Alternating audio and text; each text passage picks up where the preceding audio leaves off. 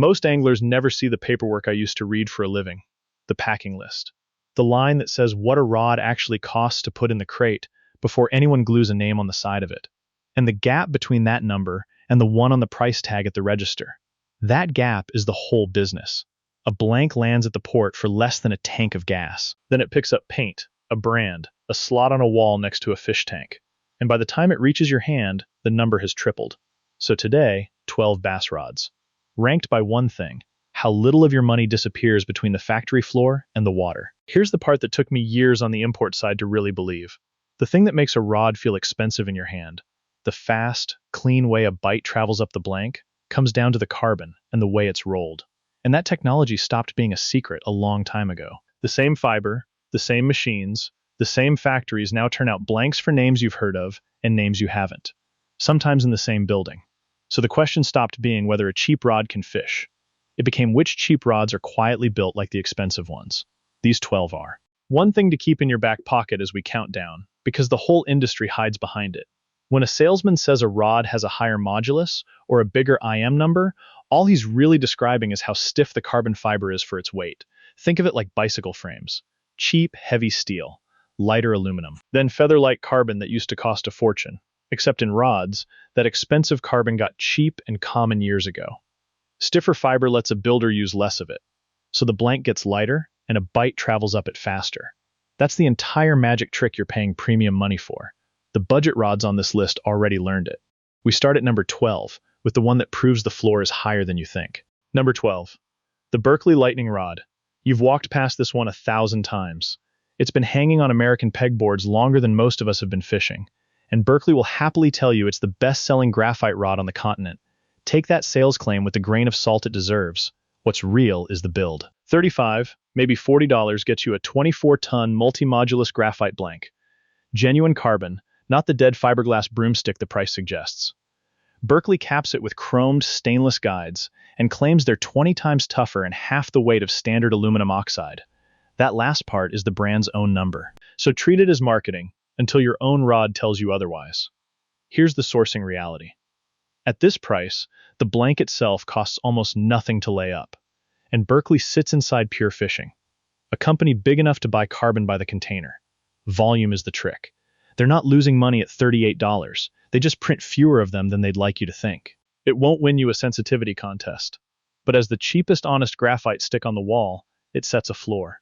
And the floor is where the markup game starts to show. Number 11. The Abu Garcia Vendetta. If you've ever fished a budget rod long enough, you know the moment. You lean into a hook set and feel the reel wobble loose in the seat. Or worse, you watch a buddy's reel take a swim. The Vendetta's quiet brilliance is a reel seat with click-down hoods that ratchet audibly tight so the reel stays put. That sounds small. On a sub-$90 rod, it's the difference between a tool and a toy.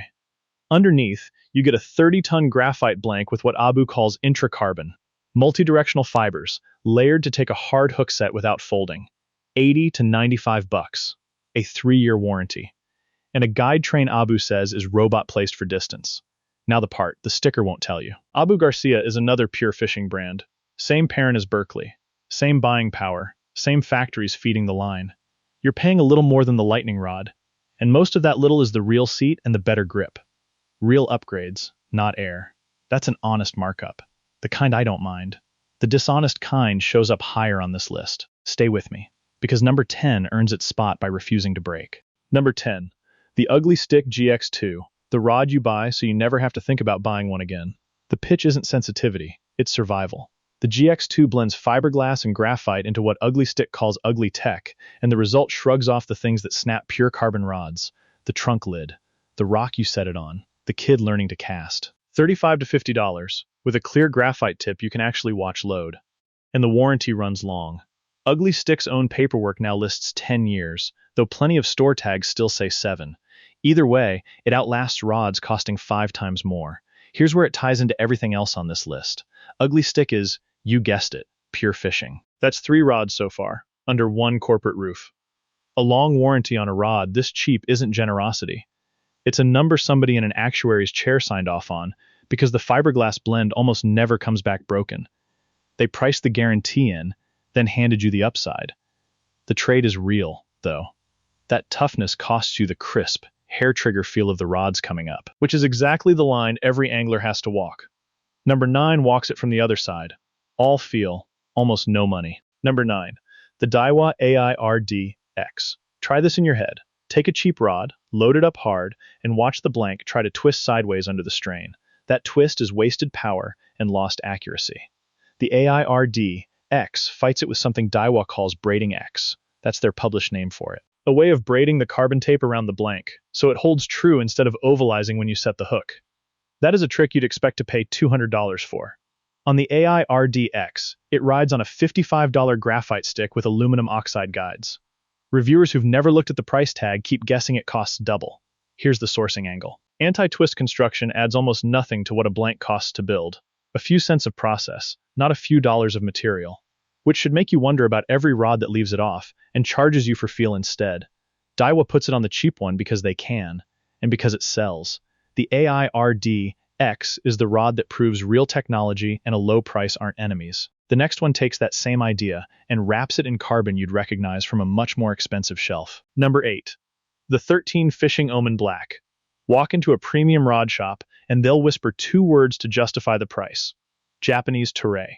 That's the carbon fiber supplier the high-end blanks brag about. The same Toray lineup feeds rods that cost 3 and 4 times as much. The fiber doesn't know what name ends up on the blank. The Omen Black is built on it. 36-ton Japanese Toray graphite with 13 Fishing's polyvector layup. And it starts right around $100. One well-known tackle reviewer put it plainly. This rod fishes better than some of the $250 sticks in his collection. It wears stainless guides with zirconia inserts and a 5-year warranty. And that warranty isn't a slogan. That same reviewer documented sending back a rod damaged in shipping and having a replacement overnighted to his door from Tampa with a call from the warranty manager to make sure he was happy. Here's what that tells the sourcing side. 13 Fishing is a younger brand fighting for shelf space, so they spend on the carbon and the service instead of on a 50-year-old name. You're buying the same Toray fiber, the expensive rod's use, minus the heritage tax. That's the cleanest example yet of where your money actually goes. But it's not the only brand that figured out you can skip the middleman entirely. Number 7 did it by never touching a store at all. Number 7, the Cadence CR7.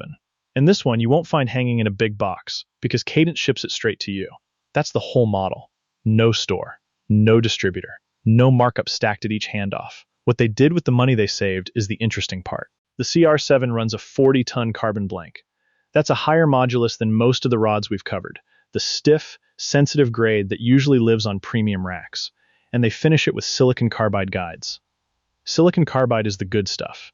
The slickest, hardest guide insert there is, the kind you normally see on rods well north of this one. Wrap that around a Fuji reel seat, keep it under $100, and you've got premium components arriving in a cardboard tube on your porch. Here's the trade secret. And it isn't the carbon, it's the math. A direct-to-consumer brand can put 40-ton fiber and silicon carbide guides in a sub-$100 rod precisely because it isn't paying for the store, the lease, or the tournament boat wraps. Same parts, shorter path. The catch is, you can't hold it before you buy it. For a lot of anglers, the spec sheet is worth that gamble. Number 6 closes the gap a different way. It just looks and feels like it costs twice as much. Quick aside, because the rest of this list works better with a cheat sheet. I put everything I know about spending smart, which rods, reels, line, and electronics are worth the money, and which are pure marketing, into one printable field guide. It's the same filter I'm running on these 12, the links in the pinned comment, and the codes on your screen. Now, back to the rods the industry would rather you walked past. Number 6. The Daiwa Tatula XT, the rod that fools people in the parking lot. Pull it out of the tube, and the fit and finish read like a high-end Daiwa. The spiderweb logo. The carbon reel seat. The blank running clean through to your palm. Then you find out it's $99. One reviewer fished it for weeks, refusing to look up the price, convinced it was one of Daiwa's premium sticks. It's built on HVF graphite, with Daiwa's X45 construction. And here's the plain version of what that means. The carbon sheets are wrapped at crossing 45-degree angles, like laying floorboards in a herringbone pattern instead of straight planks, so the blank resists twisting from every direction. More accuracy, more hook-setting power, almost no added cost. The sourcing read is simple. Daiwa already developed X45 for its expensive rods. Rolling it onto a cheaper blank costs them next to nothing, and it lets the Tatula XT punch a full price class above its tag. You're getting last generation's premium engineering at this generation's budget price. That's the gap closing in real time. The top 5 are where it nearly disappears, starting with a brand that skips the store the same way Cadence does, but with a name you already know. Number 5. The KastKing Royale Legend Pro. KastKing is the name that taught a generation of anglers you could buy good gear online for less. And the Royale Legend Pro is the grown-up version of that idea. It's built on a high-modulus IM7 CastFlex blank with nano resin. And a quick word on those IM numbers, because the whole industry throws them around loosely, and so do the rod ranking videos. A higher IM number means a stiffer, lighter grade of fiber. It does not automatically mean a better rod. And the country of origin stories stapled to these blanks are mostly marketing. What matters is that KastKing put a genuinely sensitive blank under a grippy slip lock handle and sold it direct, under $100, backed by their no-fuss warranty. The sourcing truth here is the same one that built the company. Cut the retail layer, pass the savings down. Let the rod do the talking. KastKing isn't pretending to be a heritage brand. It's betting you care more about what's in your hand than what's painted on it, and that bet keeps paying off. The next 4 rods, though, come with exactly the heritage KastKing skips, and they still cost less than the marketing would have you believe. Number 4 carries tournament features down into budget money. Number 4. The Lew's Speed Stick, and its tournament-grade big brother, the TP1. Lew's is a tournament name, the kind of brand pros stand on stage with. And what's quietly happened is that its tournament features have trickled down into rods regular people can afford. The Speed Stick line starts around $60. The TP1 versions push toward $100. For that, you get an IM8 graphite blank, Wynn's tacky dry tack grips that don't slip when your hands are wet and slimed, and the American Tackle microwave guide system. Picture a tiny funnel as the first guide that gathers the line and feeds it cleanly through the rest, so your casts go farther, with fewer wind knots. The TP1 Black even adds a carbon ring on the handle that touches the blank directly to push more vibration into your fingers. Here's the angle the sticker hides. These are real, named tournament floor components, and Lew's drops them onto value rods because the features cost far less to include than the prestige they signal. You're buying the Pro Shop's hardware without the Pro Shop's price. The next 3 rods are where budget money buys an actual premium name. And number 3 is the one that makes a $300 rod look pointless. Number 3. The St. Croix Bass X. Now we're playing a different game. St. Croix is one of the names anglers genuinely lust after. The premium American rod company whose top sticks run $300 and $400 and carry a 15-year warranty.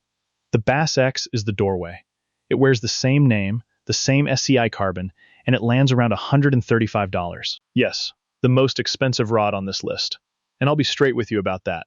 But think about what you're actually buying. The cheapest possible ticket into a premium brand's quality and its 5-year warranty. Here's the sourcing detail nobody on the floor will mention. St. Croix's flagship rods are built in Park Falls, Wisconsin. The Bass X is designed there, but handcrafted in their plant in Fresnillo, Mexico. And that, not some drop in quality, is most of why it costs a third of the premium line.